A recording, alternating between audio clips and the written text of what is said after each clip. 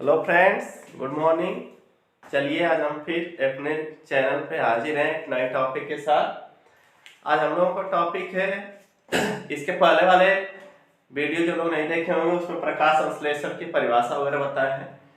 आज हम लोग पढ़ेंगे प्रकाश संश्लेषण अभिक्रिया की प्रवस्थाएं, यानी जो प्रकाश संश्लेषण की जो प्रक्रिया है वह दो चरणों में पूरी होती है। एक पहला चरण होता है प्रकाशिक अभिक्रिया का और दूसरा चरण होता है अप्रकाशिक अभिक्रिया का।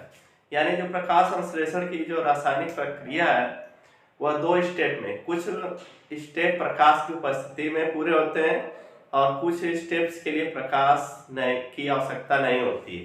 ठीक है, तो हम लोग देखेंगे यहाँ कि पूछता है प्रकाश संश्लेषण या आइडियल प्रकाश संश्लेषण अभिक्रिया की प्रवस्थाएं। तो इसकी दो प्रवस्थाएं, पहला प्रकाशिक अभिक्रिया करते हैं, दूसरा अप्रकाशिक अभिक्रिया करते हैं। ठीक है, प्रकाशिक अभिक्रिया को प्रकाश आश्रित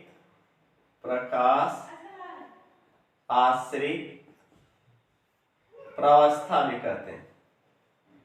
प्रकाश आश्रित प्रवस्था, इसको प्रकाश निराश्रित प्रवस्था भी कहते हैं। प्रकाश निराश्रित प्रवस्था भी कहते हैं। ठीक है, इसको हील अभिक्रिया के नाम से भी जानते हैं। हील अभिक्रिया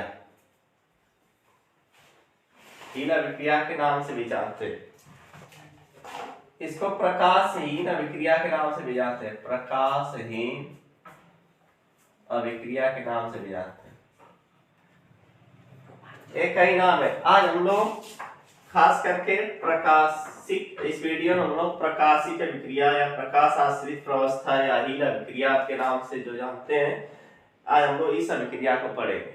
ठीक है, इस वीडियो में हम लोग प्रकाशिक अभिक्रिया, इंग्लिश में इसको कर देंगे लाइट रिएक्शन या हील रिएक्शन के नाम से भी जानते हैं। हील रिएक्शन आगे हम लोग जानेंगे। हील रिएक्शन इसलिए इसको कहते हैं क्योंकि इस अभिक्रिया की खोज हील नामक वैज्ञानिक ने किया था, इसलिए इसको हील रिएक्शन भी कहते हैं। चलिए देखेंगे आगे इसमें क्या कौन कौन सी घटनाएं घटती है। इस अभिक्रिया को डिटेल में पढ़ेंगे।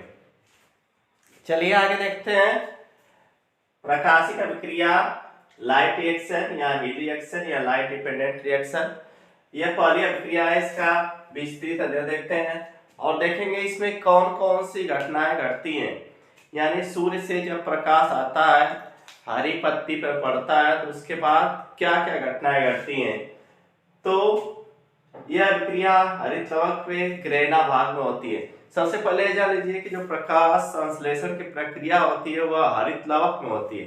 हरित लवक क्या है? हरित लवक एक प्रमुख कोशिकांग है। कोशिका का एक प्रमुख कोशिकांग है जो प्लांट सेल में पाया जाता है, एनिमल सेल में नहीं पाया जाता हरित लवक। ठीक है, तो पादप कोशिका का एक प्रमुख कोशिकांग होता है हरित लवक, उसमें प्रकाश संश्लेषण की अभिक्रिया होती है। इसलिए हरित लवक को रसोई घर का भी कहते हैं। पौधों का रसोई घर किसे कहेंगे? तो हरित लवक को कहते हैं, क्योंकि हरित लवक के अंदर ही खाना बनता है।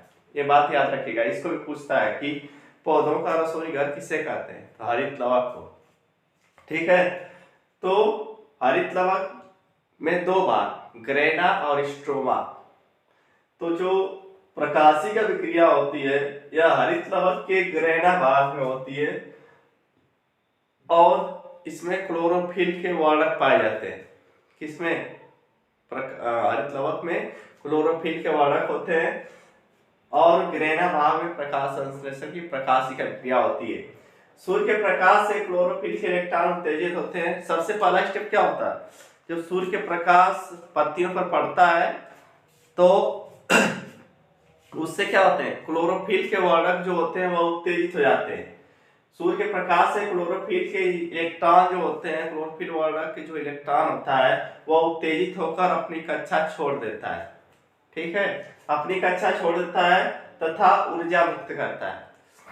ऊर्जा कैसे मुक्त करता है? वह एडीपी, एडिनोसिन डाइफॉस्फेट से मिल जाता है और एटीपी का निर्माण करता है। जो इलेक्ट्रॉन उत्तेजित होगा, ध्यान समझिएगा मेरी बात को, जो इलेक्ट्रॉन उत्तेजित होकर अपनी कक्षा छोड़ता है तो कहाँ जाता है, हरित लवक में जो एडीपी रहता है। एडीपी क्या है, एडेनोसिन डाइफॉस्फेट इलेक्ट्रॉन ग्राही, ठीक है। तो एडीपी से मिलकर इनऑर्गेनिक फास्फेट यानी एडीपी से मिलकर एटीपी का निर्माण करता है। एटीपी का full form adenosine triphosphate, ADP का फुल फॉर्म एडेनोसिन डाइफॉस्फेट। यहाँ दो फास्फेट है तो डाई कहते हैं, यहाँ एक फास्फेट मिल जा रहा था इसको एडेनोसिन ट्राइफॉस्फेट कहते हैं। तो सूर्य के प्रकाश ऊर्जा यहाँ रासायनिक ऊर्जा में चेंज हो जाती है। समझ में आया पहला स्टेप, यानी सूर्य के जो इलेक्ट्रॉन उत्तेजित होकर एटीपी के पास जाते हैं, उससे जुड़ के एटीपी में बदलते हैं। तो एटीपी को हम लोग ऊर्जा जगत का सिक्का कहते हैं, क्योंकि यह ऊर्जा कोशिका को क्या करता है, ऊर्जा देने का काम करता है। इसमें भरपूर ऊर्जा मतलब संग्रही रहती है। तो सूर्य के प्रकाश ऊर्जा यहाँ रासायनिक ऊर्जा में बदल जाती है इस स्टेप, और सबसे पहला स्टेप। फिर आगे क्या होता है, उत्तेजित इलेक्ट्रॉन जल के अणुओं को तोड़ देता है। जो इलेक्ट्रॉन यहाँ उत्तेजित हुआ था, वह जो पत्तियों में जो जल है वह उसको क्या करेगा, तोड़ देगा। यहाँ H2O को तोड़ देता है 4H प्लस पे और 4OH माइनस पे। यहाँ जल के 4 अणु लिया गया है, ठीक है, क्योंकि उसका आगे काम लगता है इसलिए 4 अणु लिया गया है। आगे देखेंगे तो 4 अणु क्यों लिया गया यहाँ पता चल जाएगा। तो यह 4H2O को तोड़ेंगे 4H प्लस में 4OH माइनस में, यानी जल के अणु को क्या करता है, हाइड्रोजन आयन और हाइड्रोक्सिल आयन में तोड़ देता है।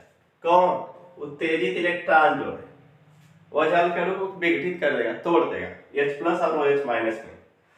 फिर आगे क्या होता है, जो ये 4OH प्लस है यह NADP के द्वारा ग्रहण कर लिया जाता है। NADP क्या, निकोटिनामाइड एडेनिन डाइन्यूक्लियोटाइड, यह भी एक इलेक्ट्रॉन ग्राही होता है।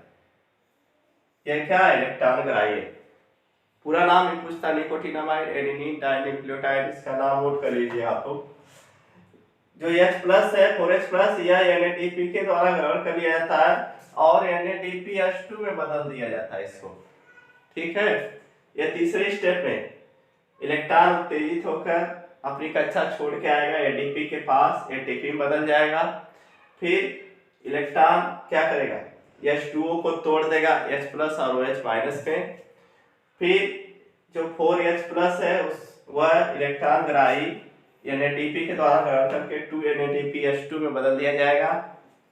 फिर जो यहाँ का OH माइनस है 4OH माइनस, यह संघनित होकर आपस में संघनित होकर 4 हाइड्रोक्सिल आयन आपस में संघनित होकर कंडेंसेशन, इंग्लिश में कंडेंसेशन कहते हैं, कंडेंसेशन यानी संघनित होकर 2H2O यानी जल, ऑक्सीजन और इलेक्ट्रॉन, ए इलेक्ट्रॉन 4OH माइनस जो क्या है, ए इलेक्ट्रॉन है, ए इलेक्ट्रॉन वापस चले जाते हैं, ये ऑक्सीजन वायुमंडल में चली जाएगी। यही ऑक्सीजन हम लोग क्या करते हैं, सांस के द्वारा लेते हैं, और जो जल है अभी वाष्प के रूप में वायुमंडल में चला जाएगा। और इलेक्ट्रॉन वापस क्लोरोफिल में चले जाते हैं, क्योंकि इलेक्ट्रॉन का फिर क्लोरोफिल में काम लगेगा वहां पे, क्योंकि एक ही बार तो प्रक्रिया नहीं चलनी है, प्रकाश संश्लेषण प्रक्रिया बार बार चलती रहेगी ना। तो यहाँ से इलेक्ट्रॉन वापस फिर कहाँ चले जाते हैं, क्लोरोफिल में चले जाते हैं। आई होप आप लोगों को इतना बात समझ में आई होगी। फिर इस प्रक्रिया की खोज सबसे पहले हील नामक वैज्ञानिक ने किया था, इसलिए इसे हील रिएक्शन कहते हैं। यहाँ एक चीज देखेंगे आप लोग, जो यहाँ ऑक्सीजन निर्मुक्त हो रही है प्रकाश संश्लेषण की प्रकाशिक अभिक्रिया में, जो ऑक्सीजन निकलती है या जो ऑक्सीजन निर्मुक्त होती है वह कहाँ से निकल रही, वह जल से निकल रही। कहाँ से निकल रही, वह जल के अणुओं से निकल रही है। यह भी क्वेश्चन पूछता है परीक्षा में कि प्रकाश संश्लेषण की अभिक्रिया में जो ऑक्सीजन निकलती है वह कहाँ से, कार्बन डाइऑक्साइड से निकलती है कि H2O से। तो इसका जवाब क्या होगा, यह CO2 की ऑक्सीजन नहीं है, यह H2O जो प्रकाश संश्लेषण अभिक्रिया में जो वाटर उपयोग होता है उसकी ऑक्सीजन निकल रही है। यहाँ से पता चल जा रहा है, देखिए जल का अणु टूटा है तभी नहीं ऑक्सीजन बन रही है। इसमें प्रकाश संश्लेषण की प्रकाशिक अभिक्रिया में 2 फोटो सिस्टम कार्य करते हैं। P फर्स्ट, चलिए आगे देखते हैं। प्रकाशिक अभिक्रिया में 2 फोटो एक्ट्स काम करते हैं या 2 फोटो सिस्टम काम करते हैं। जिसे पीएस फर्स्ट और पीएस सेकेंड। पीएस में photo system first, photo system second.